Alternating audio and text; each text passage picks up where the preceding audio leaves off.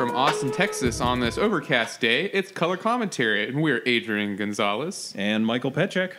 And we didn't have F&M this week. Right, because of the dang old pre-release, which we are playing in today, though. Yeah, I'm pretty excited to... 2HG. Yeah, we're playing some Two-Headed Giant. We're gonna crush some face. I don't know. My strategy going into this is open up all of the modules and make a ton of tokens. Open all the good cards and hope your opponent doesn't open any. The perfect sealed strategy. Or just crack a Soul Ring and just like turn 3 drop selling stupid. Yeah. Well, I'm actually hoping to open Steel Overseer or Mox Opal, not because they'll be useful in draft, but because I want them for my Affinity deck. Steel Overseer is probably actually not bad in this limited environment. That's true. It's good with servos. Yeah. Oh. Okay. Yeah. Let me just throw that your way. Yeah. Didn't think that went through. I was just thinking like, oh, there's artifacts in this format. It's probably okay. Yeah, that seems very good. I mean, there are some where like they're not even really that valuable, but I still would play them. I think the cheapest one when I looked last night was Noxious Gearhulk at like $35.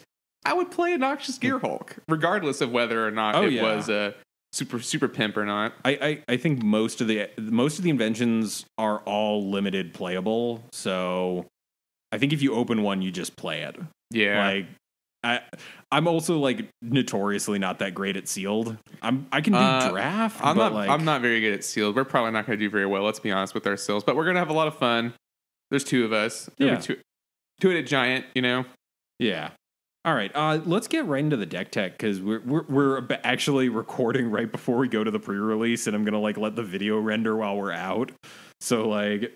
We're under a little bit of a time crunch. I will say that the episode is going to be an hour long either way, Mike. Yes. The episode will be an hour long, but the quicker we can get to our main points, the better.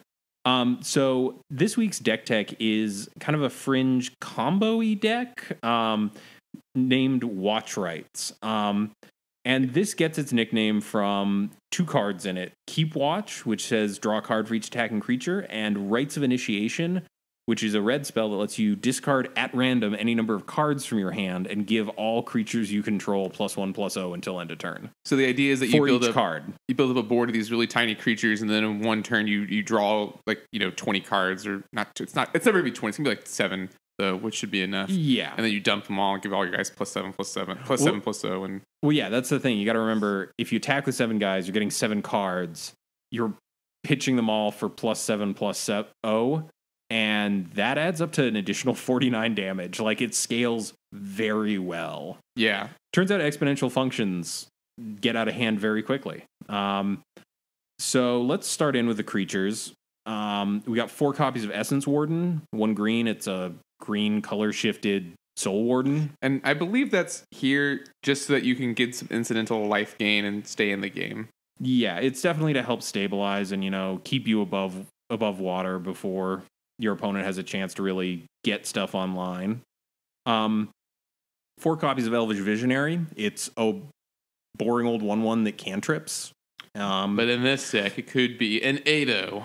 Yeah. An 8-1, I mean. But it cantrips. It gives you another body for the rights, or for Keep Watch. And it just helps you build that lethal attack just that little bit quicker. And it's a cantrip in green. So, this is technically Temur colors, but it's mostly a green token deck with a combo finish added in. Right. There's only 1 red spell and 1 blue spell. Well, 4 of each, and it's the Initiation and the Keep Watch. So yeah. Then we got 4 Nest Invaders. That's the bear that comes with an 0/1. It's quasi ramp, and it's another dude for Keep Watch, Rites of Initiation. So yeah. Also, keeps you a little safer from edicts if you're trying to keep a Essence Warden alive or something like that. Then we got 4 Sylvan Ranger, 1 in a blue, 1 in a green. 1 in a green. Sorry. When it comes into it's a 1/1. When it enters the battlefield, you tutor a basic land, put it into the battlefield tapped or hand. I always forget this one. Pretty sure it's hand. I think Wood Elves is the battlefield. Oh yeah, and that one's only a forest. Yes. So yeah, this one just gets you basic. It also lets you tutor for the Singleton Mountain and the Singleton Island in the deck. So that's probably a large reason why it's in there. Again, it's also just a cheap 1/1 with upside that is gonna help you get closer to your win condition. Right. Deck thinning. That's a concept people think about.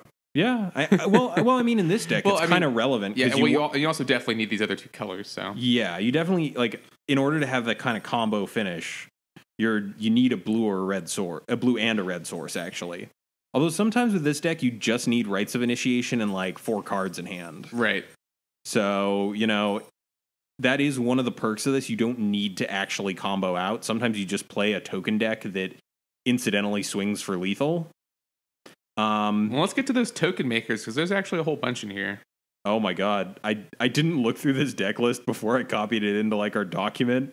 This plays Chatter of the Squirrel. Yeah. So going to spells, we have 4 Abundant Growth, which is an Avacyn Restored, enchant a land. It taps for any color now, and you draw a card. Yep. Again, just kind of cantripping, fixing your mana.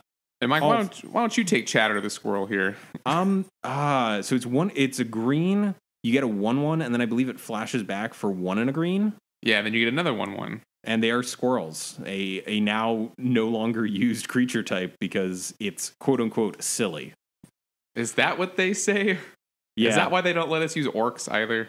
I think they just simplified it to goblins so that there's more interaction with established cards, although there were orcs on Tarkir. But my Brass Claw orcs.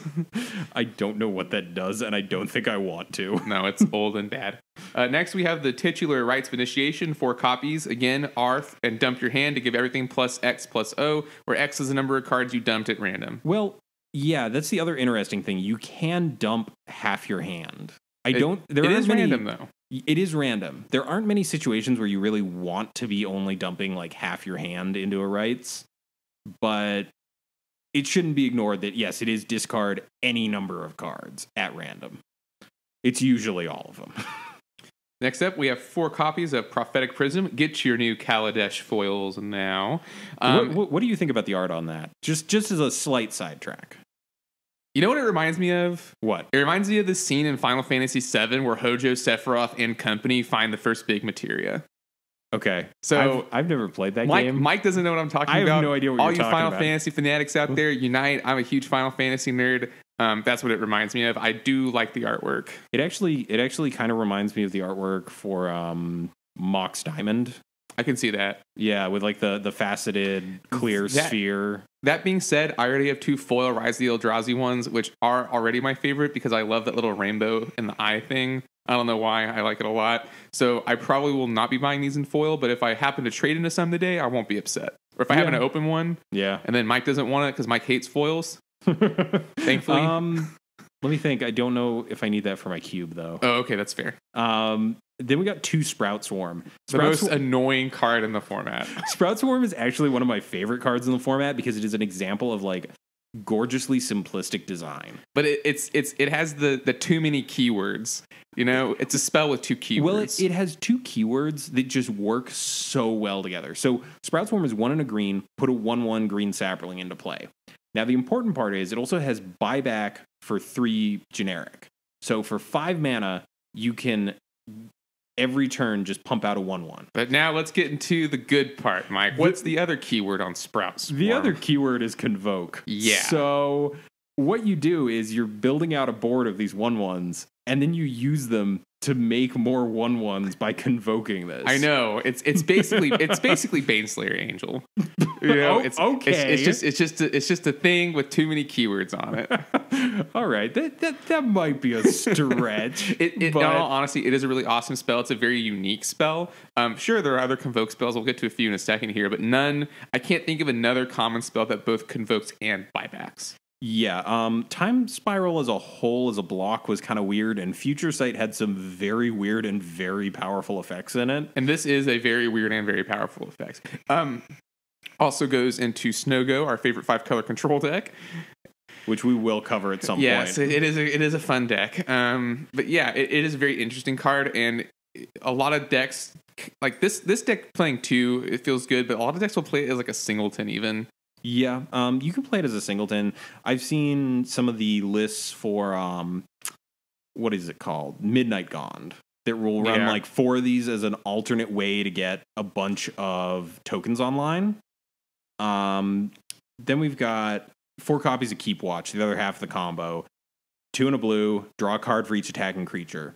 Interestingly, it's not your attacking creatures, so sometimes, if you're really digging for the rest of the combo, you could use this if your opponent has a big board. I don't know. It has other uses. It kind of sometimes winds up in, other sort of control lists that just want to say, all right, time to draw 7. Yeah. I mean, Keep Watch is a powerful card. It's a very incidental card draw, right? Like, you have to do it at the right moment. Yes. But the ability to just, basically instant speed, distant melody for less is pretty strong. That is the other thing. It's an instant. Yeah, because it's for each attacking creature. It has to be an instant, right? It's a weirdly powerful effect. Then we got Scatter the Seeds, the other Convoke spell. You want to take this one? Yep, it's a 5 mana Convoke. I want to say it's an instant even, right? I believe it is. Okay, and then you put 3 1/1 Saplings onto the battlefield. Yeah, so this is just, more ways to make use of your green creatures you've already got. Yeah, it's just a great Convoke spell, just all in all. Yeah, 3 power, out of nowhere can be pretty important. Also, just 3 bodies to, chump with can also be important. So clearly this deck has a problem with Electrickery. But yeah, other than that, pretty sweet. Yeah, it does. Then for, our land base, 14 forests, 1 island, 1 mountain, and 4 copies of Colony Garden. Colony Garden's the ETB tapped land that taps for green. And when it enters the battlefield, you get a dude. You get an 0/1. An 0/1 plant token. Which this deck wants to create, that's another Convoke creature. That's another creature for Watch Rites. It's just that this deck is looking to generate as many creatures as it can as quickly as it can. Definitely. The sideboard on the list that we pulled, I feel, is a little rough. It's one of those 4-4-4-3 sideboards where it's just kind of, broad answers. The sideboard they went with was 3 Dispel, 4 Hydroblast, 4 Druid's Deliverance, which I believe is a fog that populates, and then Sundering Growth, which is a disenchant style effect that populates for 2 hybrid Selesnya mana. Being a predominantly green deck, I think that's fine. Naturalize is obviously not the best, but this does, get you an incidental dude. I'm not sure how I feel about 3 Dispels and 4 Hydroblasts. Well, Hydroblast and Dispel both hit Electrickery. That's true. Although part of me would rather have a effect such as Spider Silk Armor, the 2 and a green enchantment. All creatures you control get +0/+1 and reach. You were right about Druid's Deliverance. Yeah, it's a fog that populates. Yeah. Another couple cards that could be seen in the sideboard are Rapid Vigor, regenerate all your creatures. Yeah. As well as Magnify, all creatures get +1/+1 until end of turn. Now, one of the catches with Magnify is it actually hits your opponent's stuff as well. That is true. But since this is a deck that wants to all in Alpha Strike and then dump its hand, I don't think Magnify is really that bad. And That's also, true. Magnify is a good answer against like mid-combat Electrickery. That is true, yeah. The instant speed trick for the trick might actually be worth it. So this is kind of a weird deck. It's somewhere near the green tokens list that occasionally shows up with Scion of the Wild and stuff like that. And the big difference is it just has this very, very impressive combo finisher. It kind of, once you get that Alpha Strike set up, if your opponent doesn't have enough counterspells for you, you're just going to knock them to negatives. Or if they've tapped quickly. out even, yeah. Yeah. This is definitely a deck that preys on sort of tap out control. And, because you're generating all these tokens, you're pretty impervious to, a lot of the edict effects. This deck has a miserable time against teachings, though, because it's all permission and board wipes. So, well, specifically the board wipe is 2 damage. Right. This deck, even with Spider Silk Armor in the side, it would need to get 2 online to survive Evenkar's Justice, and none of the counter magic in this actually hits Evenkar's Justice. Right. Dispel and Hydroblast. Yeah. So in that case, Magnify might be a good one. Yeah. And even then, you kind of need double Magnify. I don't know. It's just really it seems terrible. And then they're like, oh, I'll try and combo you. And they're like, counterspell. Yeah. So I think maybe this deck doesn't have sideboard slots devoted to teachings because it's just not a matchup you can realistically win. Right. Also, I mean, even just Seagate Oracle is good against this deck. You know, yeah, Seagate Oracle, Seagate Oracle, and continuously bouncing two life gain lands is actually pretty good against this deck. Yeah, that is a fact. Now, since we've covered most of this deck, the monetary aspect of it is weird because this is cheap. Very cheap, actually. Who? Yeah, didn't see this number at first. It's $20 online and it's $15 in paper. It is cheap. It is kind of a glass cannon. And a decent amount of this deck does not have overlap with a lot of other decks. I mean, really what we're looking at is Elvish Visionary, Nest Invader, and possibly Sylvan Ranger. But no one's going to play Chat Out of the Squirrel. So, I mean, there are some other cards in here. Really, the money card here looks like it's Essence Warden. Essence Warden and the Hydroblast. Right. Although I think you don't need to play Hydroblasts in this deck sideboard. I just don't think it's that necessary. Yeah, I think with some tweaking to the sideboard, this deck could be a lot better.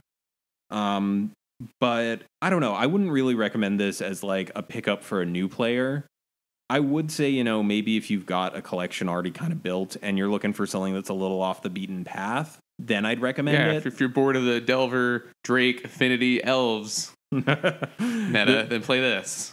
Yeah. You're probably also not beating Drake with this deck, though, to be quite frank. Although maybe you won't have to because your deck's going to survive a potential banning and their deck might not. Yeah. By the time you listen to this, the ban will have not yet happened. Maybe. I mean, if people listen to this tonight, the ban will not have happened. But if it's tomorrow, aka Monday, the banning may have already happened, and you're going to hear from us either way. Yeah. Some people had actually asked me online if we were going to wait a day just so that we could cover the ban, and I was just like, we just can't afford to, really. Yeah. This is kind of the only time we can do this. So. Yeah, we definitely like Sunday's the best day. We'll cover it next week. TAS. Don't worry about it. We will definitely be talking about it no matter what happens because like it is definitely the elephant in the room. There's no way to get around that. And no matter, it's so funny, right? Every week we promise we won't talk about Drake. Every week we do. And even after it's banned, we're going to have a segment where we talk about whether or not it was banned.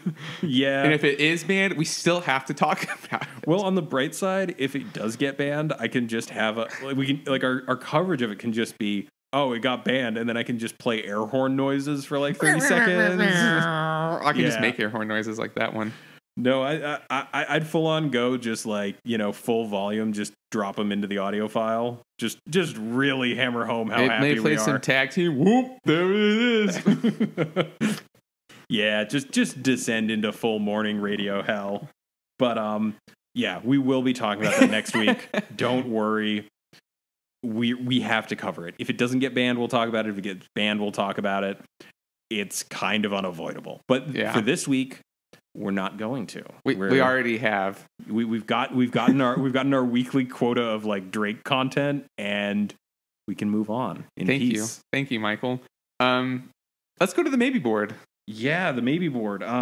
So this week we got a spicy little number here. Castigate. It feels so good, but it is a very strong spell. So let's go with what it does first. So it is a white and a black sorcery. Target player reveals their hand. You choose a card from it, a non-land card from it, and exile that card. It's pretty strong. That is a very powerful effect. It's a Thoughtseize styled anything but a land. It exiles. And like that's powerful. I actually already know a deck that this goes into. So I was playing against this guy on Moto who was playing black white like stuff like Mesmeric Fiend, but then he was playing like Wasteland Strangler. Not Wasteland Strangler. That might be a rare. Mindraker. That's the one. The common. The Eldrazi. He was exiling these, and then he was processing them back into my graveyard. That's interesting. Well, it was interesting. But then one time he did it, he took my Oh God, what is that spell? It's a blue spell. You draw 2 cards. You fly deep analysis. Deep analysis. You processed my deep analysis, and I was like, all right. Yeah, I'll take another deep analysis. I'll take another deep analysis. Yeah. And this kind of shows up whenever someone makes a black-white deck because, oh my God, this is such a powerful effect. It is very, very strong. I think the biggest issue is it's hard to get straight up BW sometimes. Like, in order for this to be at its best, you have to go, like, either turn 1 basic or turn 1 tap land, turn 2 basic. Like, of the other color. Yeah, and like, but I mean, the card is just so strong. And I see you have a note here, BW, not so bad. Yeah, I mean, it's not the worst color combination. Both of those colors have very powerful effects in them. I mean, a deck that plays this could easily play Unmake. Yes. Could easily play O-Ring, Journey to Nowhere. These are all cards my opponent was playing in the Eldrazi Pro. I think he could have just done away with the whole processing thing. I think it was a little too gimmicky. But was this person by any chance playing Skyfishers? Yes. They would they would process the thing, play Skyfisher, bounce back the Mesmeric Fiend. But this took them like 5 turns to do. So I was like, oh, in response, kill your Mesmeric Fiend. Yeah, so I've actually played this. There was a while where I was playing around with a black-white kitty list that ran like Pestilence in the main board, and then like Guardian of the Guild Pack. So a bunch of the second tier kind of powerful effects, just to kind of mess around with them. And like sometimes Guardian of the Guild Pact and Pestilence are just a hard lock. Like against, for example, elves, that's very hard for them to get around. So in black-white, like that seems like a good finisher. You have very grindy Pestilence and Guardian lock, but you're also playing like very strong hand disruption, very strong removal. Your deck probably also had some amount of Chainer's Edicts in it, if I'm not mistaken. Yes, I think I was running like 2 or 3. Yeah. You're probably also playing cards like other hand hate cards, like maybe not Duress, but you could definitely play Duress with this. Like Duress to see what they're playing turn 1, and then Ravenous Rats, perhaps the Ravenous Rats core Skyfisher lock. I mean, I kind of like this, like where you're going with this a little bit better with blue added into the mix, because Archaeomancer, Ravenous Rats, Ghostly Flicker. Oh dear sweet God, it's like Saffron Olive's Ratlock deck all over again. Well, because for a while there was a teachings list running around that ran Chittering Rats, Ghostly Flicker, and either Wall or Archaeomancer. That sounds like a Nathan special. So when it gets the lock online, it's very hard for you to deal with it. Like, you really need like instant speed disruption that you can, that you could somehow draw when the top card of your deck is always the same card, Mike. Yeah. Like it's hard to get out of, and actually discarding the cards makes it so, it's a little worse against like Tordex or something like that, but it does give you all the time in the world. So basically this card goes into some sort of black-white, maybe black-white X deck that's focusing on locking its opponent out of the game and removing key cards. Like, this is basically Thoughtseize, right? It's the closest thing we have to it in this format. We also have Distress, which is this, but it discards, and instead of a black and a white, it's 2 black. So there is another. I actually do know that card. There's also Coercion, which is 2 and a black. It's that weird dude surrounded by eyeballs. There's 2 versions. There's the dude surrounded by eyeballs, and there's a dude with like some sort of like head clamp thing on him that's causing him some distress. Some distress, yeah. Would you say he's under duress as well? No. You stop that. You would not say that. I mean, have you noticed that actually most of the 1-mana discard and 2-mana discard are all Ds? Duress, Distress, Despise, .Zs. You're right. That was terrible. .Zs, yeah, right up there. No, it's just the Inquisition of Kozilek. Dostracize. Yeah. But I don't know. It's definitely like very much in the theme of the Maybe board, in that it's a gold card that's very powerful, but is limited by its color combination and the fact that it's a 2-drop which requires 2 colors. I mean, another applicable card that we've done in the Maybe board is Terminate, which is unconditional removal but in 2 colors. Did we do Terminate? I thought we did Blightning. Maybe we did Blightning. I think we mentioned Terminate. Okay, maybe not. I think we mentioned Terminate. I think we mentioned Terminate during that because it's another card that as soon as you're in Rakdos, maybe you're next week. Maybe next week. Yeah. We'll see. But yeah, no, it's definitely one of those cards where it's very powerful, just hindered by the fact that it's not in the world's easiest color combo, and it is colored mana intensive. And this might attract me some enemies on this show, but would you say white is maybe the most underpowered color in the format? I mean, on its own, like in terms of monocolored decks, I would say yes. Mono white, I think, is weaker than a mono red deck because mono red is very, very aggressive. Mono green has Stompy, mono blue has Delver, mono black has mono black control. I think across the board, white might be the weakest on its own. But then I'm starting to think, what are some, like, there are no tier 1 decks with a white combination in them. Right now, sure. If Drake gets banned and we return to a little bit more normal of a meta, Jeskai Kitty is going to be back in tier 1 again. That's a deck that plays a white card. Yes, it plays several white cards. Yeah, in fact. Does it play several? Glinthawk and I forgot about Glinthawk. All right, you win this. You win this battle. It usually has like Core Sanctifiers, Lone Missionary. You're putting me to sleep over here. I know. No, you're right. Also, like a consideration for Castigate, the Night Sky Mimic aggro. That thing that like shows up every now and then. We should actually cover that one maybe because that one I think went 5-0 once. Yeah, it 5-0s every now and then. So I forgot about Night Sky Mimic aggro. It revolves around like Night Sky Mimic, which is it's like a 1/2 or something. I think it's a 2/1. It's a 2/1 for 1 and then a hybrid Orzhov black-white. And it says whenever you cast a spell that is both black and white, it becomes a 4/4 with flying until end of turn. Yeah, that deck's actually really interesting. I definitely want to cover it at some point. Well, so this is the kind of card that deck runs because, it could run Duress or it could run something that turns on the Night Sky Mimic. And, that deck is always it's a little janky because that's actually really good, right? Because you castigate them, you take away their removal spell, and then you attack. Yeah, I mean they could if they've got the mana for it. They removal spell in response. But, I know. I'm just saying. Yeah, no, it's definitely like one of those weird kind of fringe decks. I've never actually seen it played like in our local meta, which kind of surprises me because it seems like the kind of thing that appeals to like couple people. Yeah, and it definitely has like some very strong lines, like turn 2 Night Sky Mimic into turn 3, like putting I'm going to forget what it is. It's one of the boons from Shadowmoor. I know which one you're talking about. It's the one that gives lifelink and whatever. No, it doesn't give lifelink. Yeah, if it's black, it gives it something. If it's white, it gives it something. If it's black, it gets Unholy Strength. If it's white, it gets Holy Strength.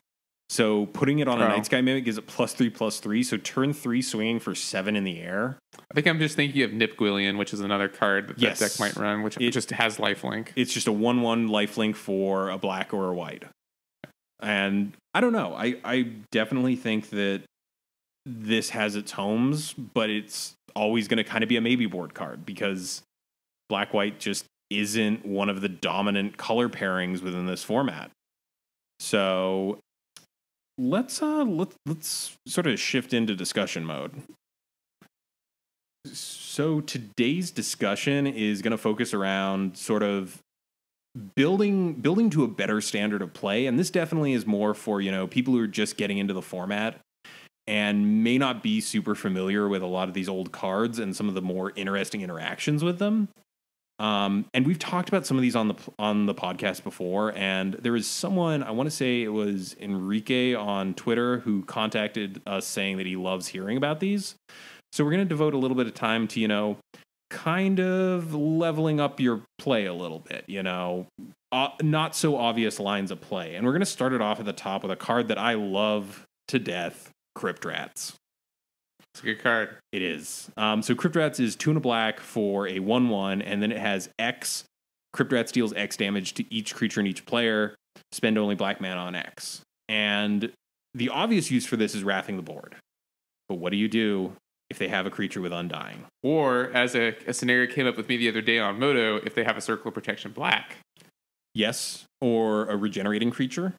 There's all sorts of weird scenarios. Right. Also, who was running Circle of Protection Black? Jeez. I don't know. He's running Rune. He was running all the runes. Oh, okay. And then trying to lock me out. But nope, I used this one weird trick, and now he hates me. I appreciated that comedy. So the thing about Crypt Rats is, before its ability resolves, if you hold priority, you can put it on the stack in different quantities. Right. And in paper, this is very easy. You just have to say, I hold priority. On Moto, you have to actually hold down the control button on your keyboard while you were paying these costs so that you maintain priority after you should have be passing it to your opponent. So definitely the most common application of this trick is against Stompy, where they have Young Wolf, which is just a 1/1 with Undying. So the thing about Young Wolf is it's going to be a 1/1. If you put 3, so the idea here is you want to hit it twice. So you have to put 2. So if you put an activation for 2 on the stack, right, and then put an activation for 1 on the stack, the activation for 1 is going to resolve first, killing the Young Wolf. Then its Undying ability is going to go on the stack before the second one resolves, and then it's going to get hit for 2. So whenever you're dealing with this, you got to remember you put the bigger one on the stack first, right? Because it's going to resolve last. Down. Yeah. Also, like against regenerating creatures, if they have an X1 that regenerates, you can put the ability on the stack multiple times to either price them into tapping out for regenerating, or just put it on enough where they can't regenerate through all of the different pingings. And this speaks to another skill, which is just stack mastery. Playing on Moto really, really, really helped me learn how the stack works. Well, yeah. So I would, the stack is an indispensable part of Magic, and the more you understand it, the better you'll be at the game. Yeah, and Crypt Rats is definitely one of those interesting ones because there is like the base level play is figuring out I can wrath the board. The more advanced play is I can deal with creatures that are going to return from the graveyard effectively with 1 card. And the important thing about keeping priority is, how Magic works is if you pass priority to your opponent and they pass priority, the stack starts resolving. Right. So with Crypt Rats, after one of its abilities resolves, it's dead.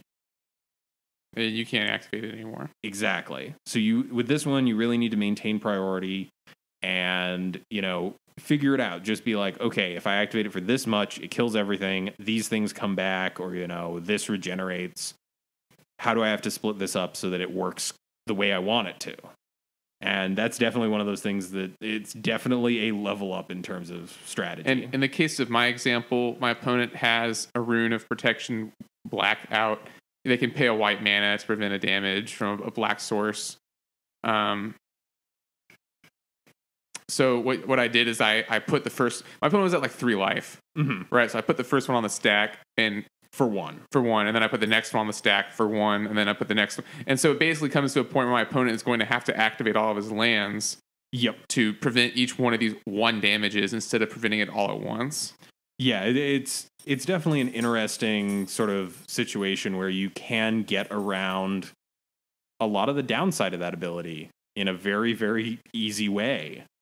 Next up, do you want to tackle this next one? Yeah, sure. Next we have Ninjutsu, which is featured most predominantly in our format on Ninja the Deep Hours, a card in Delver where they can bring it in for 2, and it's a 2/2. They get to draw a card, but really I should cover what Ninjutsu actually does. Sorry. Yes. Ninjutsu is an ability from Kamigawa, one of the Kamigawa sets. I think it was across all of them. Okay. Actually, where basically after your opponent has declared blockers, you can, for an alternate casting cost that's treated as an ability, put a creature onto the battlefield tapped and attacking by returning another creature to your hand and paying a mana cost. And notably, that creature has to be unblocked. Yes, it has to be unblocked.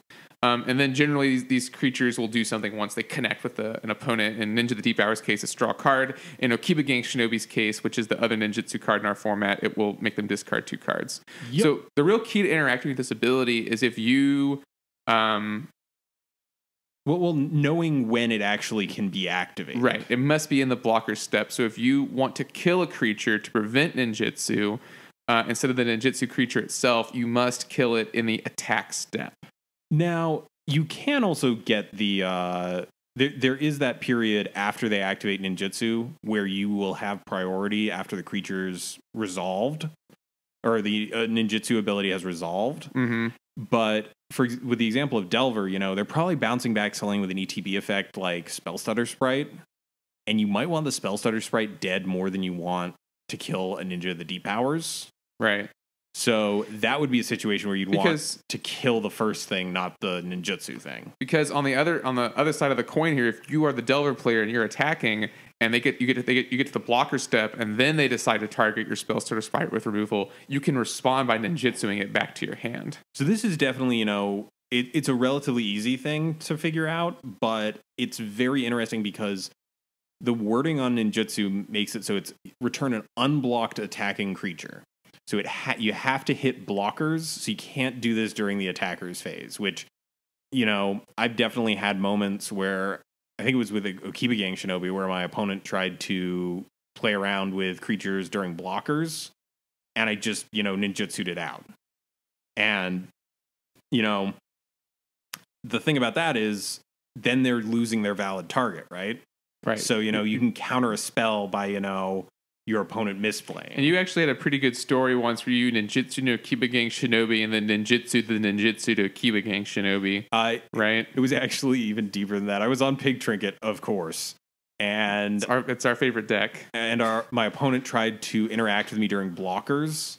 And they had already killed one Okiba Gang, and I had one that was attacking, and it was going to be lethal. And during blockers, I think he was on Mono Blue Delver, and he went to snap it. And in response, I Grim Harvested back the other Okiba Gang and ninjutsu'd it in for lethal. So it's definitely a mechanic with a decent amount of play to it, but once you keep in mind that, if you're being attacked by someone you think has ninjutsu creatures or know has ninjutsu creatures, interact during attackers, not during blockers. Simple as that, right? Right. Next on our list is kind of a corner case, and it's specifically one deck. It's Delver Fiend. Delver Fiend sometimes runs Shadow Rift, which is a blue target creature gains shadow until end of turn, draw a card. And I believe it's fallen a little bit out of favor with yeah, because there's that one with rebound. Oh yeah, there are plenty of like weird unblockability effects. Right. This one people play because it draws you a card.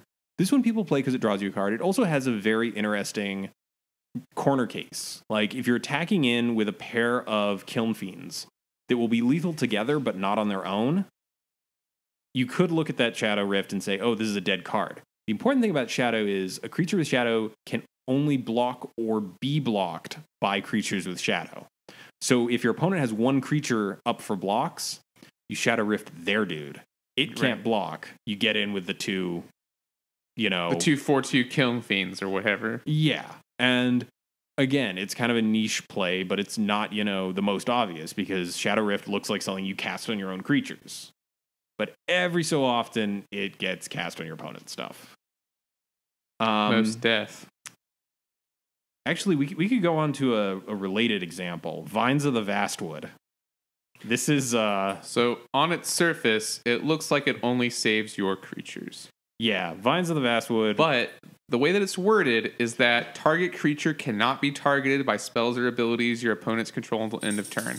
That is different from Hexproof. Which is weird because it is the same templating as Hexproof, except it's not the keyword. So it means you, the person casting it, your opponents. Right. So if you were to cast Vines of the Vastwood, say on a Peregrine Drake, your opponent's Peregrine Drake, as it's being ghostly flickered, the flicker will not happen on the Peregrine Drake. Yeah, it's a weird card. It's very counterintuitive. I've definitely had to explain this to a lot of people at FNM, even in games I'm not playing in, where someone will target their opponent's stuff with vines, and it's just kind of like, read the card. Like it looks on its surface like it grants hexproof, but it really, really doesn't. It does something else. That kind of reminds me of how people always forget in Modern that Arcbound Ravager is a May ability. So, you can target a creature with Arcbound Ravager's ability and they'll pay to redirect it to Spellskite. And I'll be like, okay, I'm not going to give your Spellskite the counters. And they'll look at me like, what? And I'm like, it says May. Actually, this kind of reminds me of something that might be coming up for people literally as we were recording this. The new mechanic Fabricate actually goes on the stack. And you have this weird moment where if you remove a creature with Fabricate before its Fabricate ability resolves, you don't have to make the choice beforehand. Interesting. The choice is made when the ability resolves. So you can say put Fabricate trigger on the stack, they kill your thing, and you're like, I guess I'll make a dude now. Exactly. And it definitely makes sense intuitively that Fabricate should be like, all right, put this dude on the stack, Fabricate, putting counters on him. But in reality, it's, I play this dude, Fabricate is on the stack. Do you have any responses? Then you make the choice, which is interesting and has, niche things. You want to talk about Grim Harvest, one of our favorite cards? Right. So Grim Harvest is a spell for an instant for 1 and a black. You return target creature from your graveyard to your hand. It also has an ability called Recover for 2 and a black, which says whenever a creature you control dies, you may pay 2 and a black. If you do, you return Grim Harvest to your hand. If you don't, exile Grim Harvest. Yep. And this card hates graveyard hate. Right. So basically, if you have enough mana, what you can do is if someone tries to blow up your graveyard, and you have creatures on the battlefield that you can sacrifice, you can Grim Harvest back a relevant creature from your graveyard, sack something like a Sakura Tri-Builder on the board, and get your Grim Harvest back. And then you have the creature you want and the Grim Harvest, and you've replaced it with a Sakura Tri-Builder or something, basically. Yeah, it's definitely only applicable to Big Trinket for the most part. But it is a very interesting play. Right, because some people will try and do it to get rid of your Grim Harvest or get rid of one of your really good creatures, Muldrifter, or I don't know. I feel like, I don't know. That's a tough one. I think Muldrifter is probably the biggest target. But being able to get that creature back as well as get your Grim Harvest back is a pretty big game, because then you can start rebuilding your graveyard again. Yes, and you also have the thing that when stuff dies, you'll be able to get it back again. Grim Harvest is very, very difficult to interact with. Right. I feel like, because if they counter it, you can just get it back later. You would have to counter it and then exile the graveyard in the same turn in a situation where your opponent can no longer get it back. Yeah, because it's played alongside creatures that sacrifice themselves so that you can proc the recover ability on demand. Yeah. It's a very good card. Next up, more graveyard stuff, weirdly enough. Death Spark. Death Spark is kind of only played in Goblins for the most part. It's a weird old card from Alliances. It's 1 red.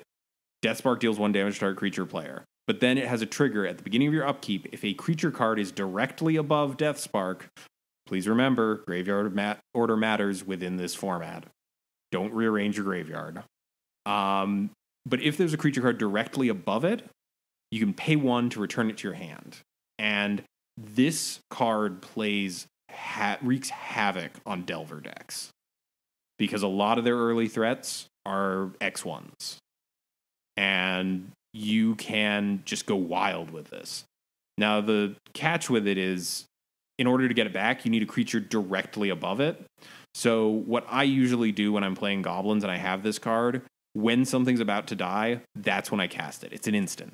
So, if something's about to die during combat, I'll ping something, it goes to the graveyard, creature goes to the graveyard on top of it.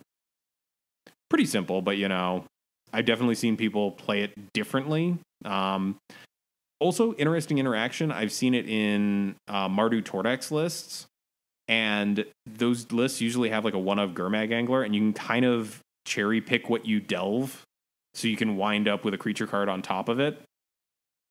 Just interesting lines. Gut shot's better. That's an opinion, sir. Those fighting words. That's an opinion. You want to handle the next one on the list? Sure. The next one is kind of easy. It's Kyrian Ranger, everyone's favorite elf. But it has such a wide range of applications in the deck it goes into, the decks it goes into, because what you can do is, at its worst, you can target a creature to untap, not actually untap it, and then return a land to your hand, and then play it again as your land that turn, and then effectively have 2 mana off 1 land. Yep. You can also use it to untap Mana Dorks. You can use it to untap Nettle Sentinel. You can use it to untap things mid-combat. Really, where it shines, though, is you can use it to untap Scattershot Archers? Okay, well, I wasn't going there, but yes, you can use to untap Scattershot Archers to get more than 1 activation off of them, and kill 2 or 3 power flying creatures. But really, it's what's it called? Temur Watch Elf. Oh yes, Temur Watch Elf, because you can tap the Temur Watch Elf, give it something +X +O, or whatever it is, +X, and then untap it and then do it again to another creature. Yeah, this is just it's almost why I would symbiote. It's definitely a card that would not see print at common today. Like, if this got reprinted, this is definitely, solid uncommon, if not rare territory. It's a very, very, very strong card. So strong, in fact, that it even goes in a Stompy just that they can hit more land drops to turn on Groundswell. Turn on Groundswell, and also, that deck's pretty light on land, and sometimes you just need one more mana for your turn. Right. So, Carrion Ranger is just a very strong card. Also worth noting, it can be done on your opponent's turn. Yes. So, if you have the extra lands lying around, you can do that. Yeah. It's definitely it's got a lot of versatility, and learning how to play with this is kind of essential for Elves and Stompy. Just kind of seeing all the different lines that it can take. Next on the list, we've got, when do you counterspell against a Teaching Stick? Because there's a lot of cards that deck plays that you might not want them playing. And generally the accepted sort of answer to this is, if your opponent casts Teachings, most of the time you're looking to counter whatever they got with Teachings. Well, this goes back to a bigger rule of thumb in Magic as a whole, where you don't counter draw spells unless your opponent has unless it's the last card in your opponent's hand or something. Yeah. We were talking beforehand, and I brought up the example of, if you're swinging in for lethal and your opponent casts a Teachings, then you counter it. Right.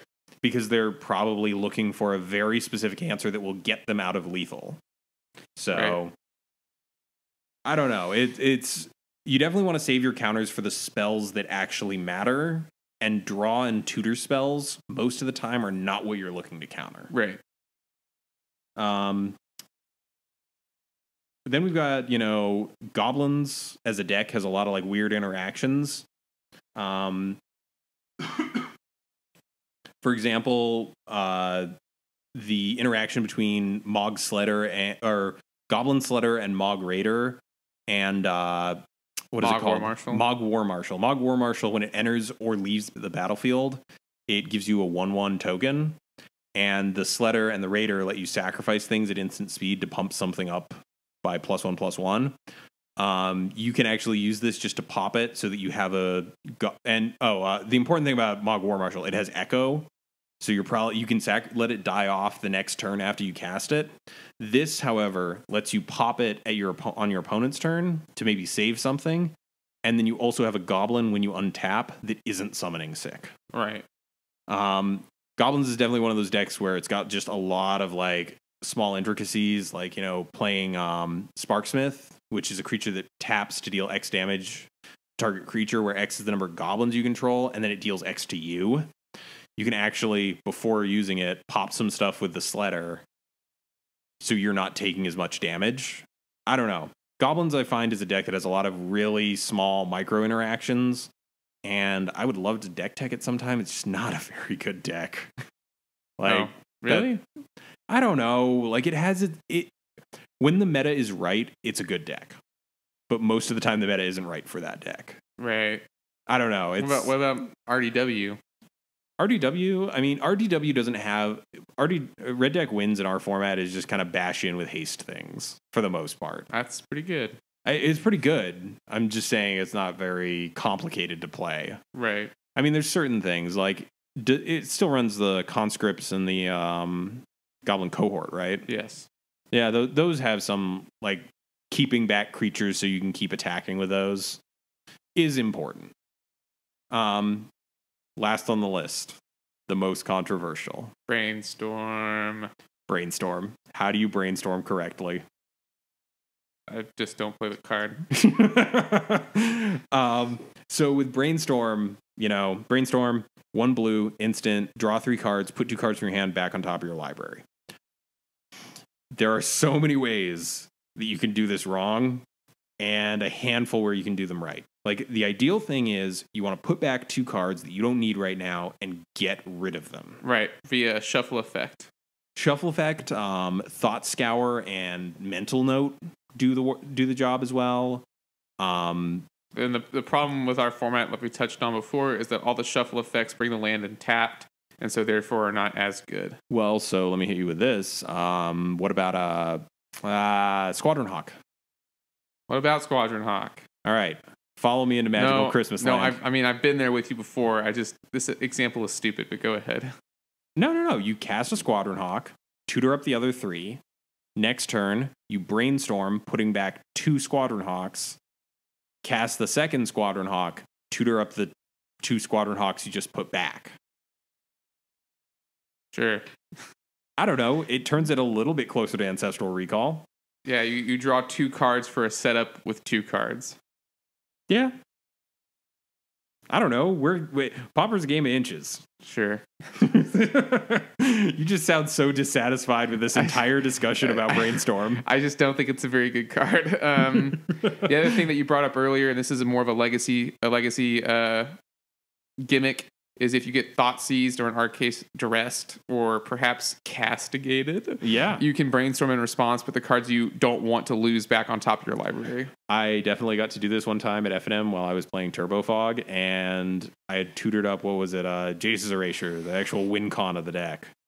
And my opponent immediately duressed me the next turn. I was like, in response, brainstorm, put back the Erasure because obviously I need my win con to stay intact. And then I revealed my hand to him, and he was like, "Oh, where did?" I was like, "It's on top." Then he was like, "A response thought scour." That would have been hilarious if he had the thought scour. the first time it's ever been targeted against the opponent. Yeah, no. Brainstorm has like that little play that is just kind of an interesting little tidbit. You probably shouldn't be playing Brainstorm. There's a handful of decks that can run it. And outside of that, you just want to play Preordain or Ponder before it, right? Right. Kind of, I would say in the scheme of like blue 1-mana cantrips, it's like what? Ponder, Preordain, kind of tied. Yeah, I would say, there are some decks that want Preordain over Ponder. Yeah. So Ponder and Preordain at the top. Brainstorm probably a little below that. And then like Sleight of Hand and Serum Visions all the way at the bottom. Yes, Sleight of Hand, not very good in our format, I don't think. Yeah. What about Opt? I don't want to catch too much heat for this. I'd run Opt before I ran Serum Visions. All right, sure. What about, Opt? Yeah, sure, Opt. Oh, also Portent. Bad, the bad Ponder. It's Ponder, but the draw happens on the next upkeep. That's terrible. Yeah, no, it's awful. I'm also, though, with Portent, you can do it to your opponent, which is weird. Intriguing. Yes. Intriguing. So we're coming up on just about an hour here. We've got a pre-release to attend. Yep. Fun times. And I'm going to take us out here. That's all we got for today. Thank you to Pat's Games for giving us a place to play almost weekly Pauper because we didn't get to play this week. No hard feelings, though.